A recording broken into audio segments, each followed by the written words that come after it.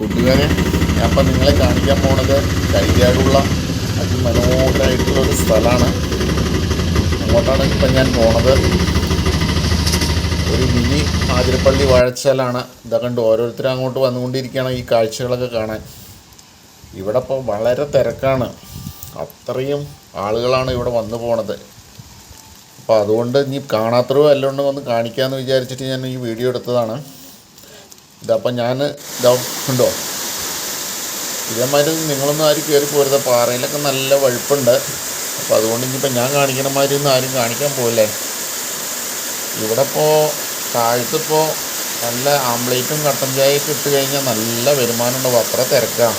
ശനി ഞായറൊക്കെ ഇവിടേക്ക് അടുക്കാൻ പറ്റില്ല, അത്രയും ഭയങ്കര തിരക്കാണ്.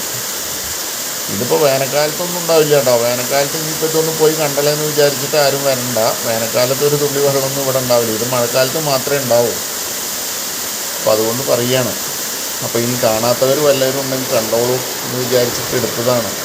കണ്ടോ എത്ര മനോഹരമായിട്ടുള്ള കാഴ്ചയാണ് ഇതൊക്കെ. അപ്പോൾ ഇടയ്ക്ക് ഞാൻ അതിൻ്റെ അടിയിൽ എവിടെയെങ്കിലും ആംപ്ലേറ്റോ കട്ടൻ ചായയൊക്കെ അടിച്ചിട്ടിരിക്കും. കാരണം അത്യാവശ്യം ചിലവാകുമെന്നാണ് എൻ്റെ വിചാരം, അത്ര തിരക്കുള്ളതുകൊണ്ടേ. എങ്ങനെയുണ്ട് എന്തായാലും കാഴ്ചകൾ? ഇനിയിപ്പോൾ കാശ് നമ്മുടേത് കുറച്ച് കമ്മിയാണ് വെച്ചിട്ടിപ്പോൾ ഇനിയിപ്പോൾ ആതിരപ്പള്ളിയോ വാഴച്ചാലൊന്നും പോകേണ്ട ആവശ്യമില്ല. ഇവിടെ വന്നാൽ മതി. മഴക്കാല സമയത്ത് എത്ര മരണമുണ്ടോ. വേനൽക്കാലത്ത് വന്നിട്ട് പിന്നെ എന്നെ തെറി പറഞ്ഞിട്ട് കാര്യമില്ല. മഴക്കാലത്താണ് ഈ കാഴ്ച കാണുള്ളൂ. ഇതാ കണ്ടോളൂ. അപ്പോൾ അതുകൊണ്ട് ഒന്നുകൂടി പറയുകയാണ്. എന്തായാലും നിങ്ങൾക്കെല്ലാം ഈ വീഡിയോ ഇഷ്ടപ്പെട്ടു എന്ന് വിചാരിക്കണം. കാരണം ഇത്രയും മനോഹാരിതയുള്ളൊരു സ്ഥലം. ഇത് പഴയ വില്ലേജിൽ നിന്നും വേമ്പലത്തുപാടത്തു നിന്നും ഒരു നടുവിലുള്ളതാണ്. തലച്ചണമുക്ക എന്നാണ് ഞങ്ങളൊക്കെ പറയുക. അവിടെയുള്ള കാഴ്ചയാണത്.